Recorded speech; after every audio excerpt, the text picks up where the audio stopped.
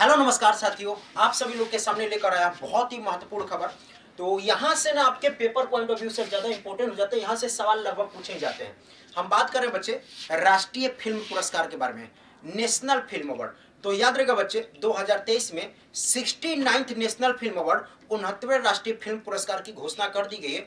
याद रहेगा फिल्म पुरस्कार की बात करते हो तो इसकी शुरुआत 1954 में पहली बार की गई थी, इस बात को भी याद रखना, ठीक है। तो यहाँ पर विभिन्न कैटेगरी में अवार्ड दिया गया है। बेस्ट हीरो, हीरो एक्ट्रेस हो गया, सर्वश्रेष्ठ एक्टर हो गया, एक्ट्रेस हो गया, याद रहेगा निर्देशक हो गया, सभी के सभी चीजों को देखूंगा। एक बात याद रखा, जब हम फिल्म अवार्ड के बारे में बात करते हैं तो वहां पे चार चीजें जरूर आप सभी लोग को याद होना चाहिए। क्या क्या बच्चे? तो एक होना चाहिए best movie, best actor, best actress और निर्देशक। ये चार चीज 90% चांस है कि जब पेपर में सवाल पूछे जाते हैं इन चार चीजों से पूछे जाते हैं। लेकिन कभी कभी एक्स्ट्रा पूछ लिया जाता है, जैसे पिछली बार ही पूछ लिया था 68th वाले से गायक का नाम पूछ लिया था, तो इस बार गायक वगैरह भी सब लेकर आया हूं, ठीक है। लेकिन अदर ज्यादा वही पूछे जाते हैं। तो 69th national film award 2023 complete winners list, Rocketry, Alia Bhatt, Kriti Sanon, Allu Arjun वगैरह, इन सारी की सारी चीजों को अवार्ड मिला।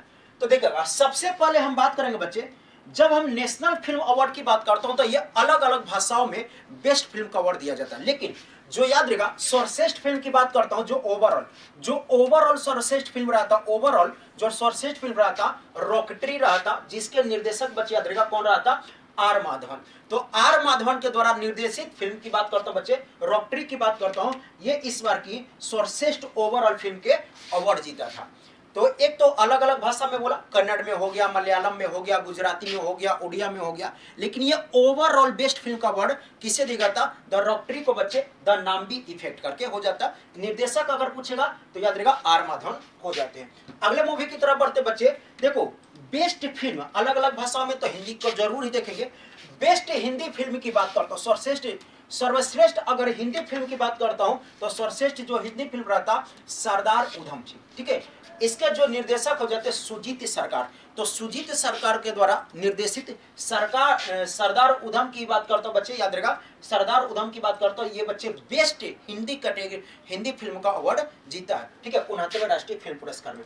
आगे बढ़ते हैं बच्चे, बेस्ट सर्वश्रेष्ठ अभिनेता की बात करता हूं, झुकेगा नहीं साला, ठीक है, कौन? तो अल्लू अर्जुन बच्चे, उनके पुष्पा द राइज मूवी के लिए सर्वश्रेष्ठ अभिनेता का अवार्ड दिया गया है। जबकि सर्वश्रेष्ठ अभिनेत्री की बात करता हूं बच्चे, आलिया भट्ट को उनके मूवी गंगूबाई काठियावाड़ी के लिए और कृति सनन को उनको मूवी मिमी के लिए। तो अभिनेत्री की बात करता हूं तो दो अभिनेत्री को अवार्ड दिया गया, एक आलिया भट्ट को दिया गया, उनके मूवी कौन से बच्चे? गंगूबाई काठियावाड़ी के लिए। कृति सनन को उनके कौन सी मूवी के लिए? तो मिनी के लिए। आपको ना मिमी के लिए इस बात को थोड़ा सा ध्यान रखेगा, क्योंकि 2022 नहीं 2021 वाला में पूछा हुआ था कि जब कंगना रनावत को दिया गया था कि कंगना रनावत को उनके किस फिल्म के लिए दिया गया था, ये सवाल पूछे गए थे। मतलब कि सवाल लगभग ना नेशनल फिल्म अवार्ड से आपसे पेपर में पूछे ही जाते हैं, तो इस बात को ध्यान रखिएगा।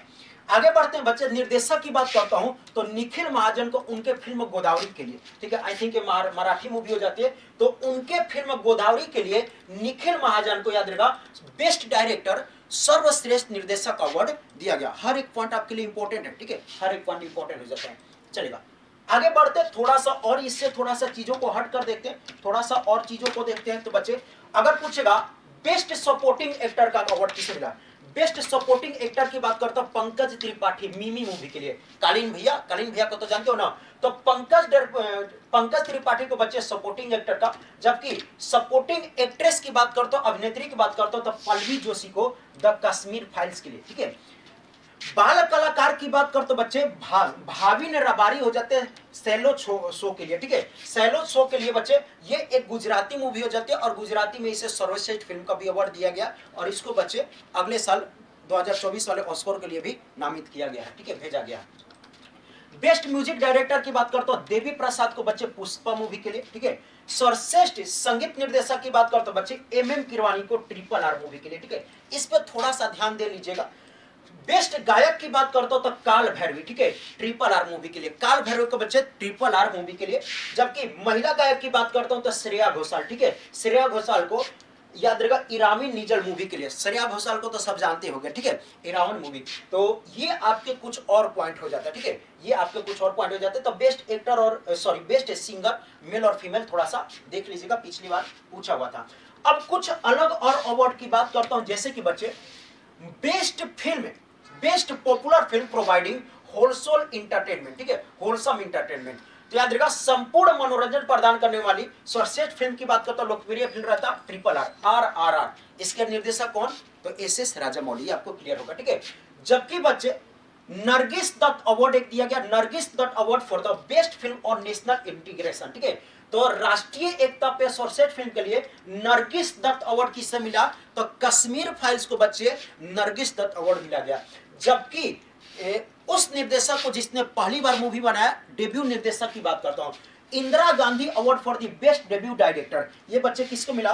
तो मेपेडियन मूवी हो जाते विष्णु मोहा को, ठीक है, विष्णु मोहा को मेपेडियन मूवी के लिए दिया गया। तो ये भी कुछ पॉइंट को आप लोग लेकर चलेंगे। याद रखिएगा, खास तौर पर आपको क्या याद रखना बच्चे? तो खास तौर पर आपको ये वाला चीजें को याद रखना। क्या क्या याद रखना बच्चे?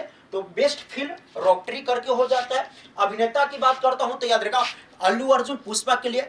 अभिनेत्री की बात करता हूं तो याद रखा आलिया भट्ट हो जाती है, कृति सनम हो जाती है। आलिया भट्ट को गंगूबाई काठियावाड़ी के लिए, कृति सनम को उनके मूवी मिमी के लिए।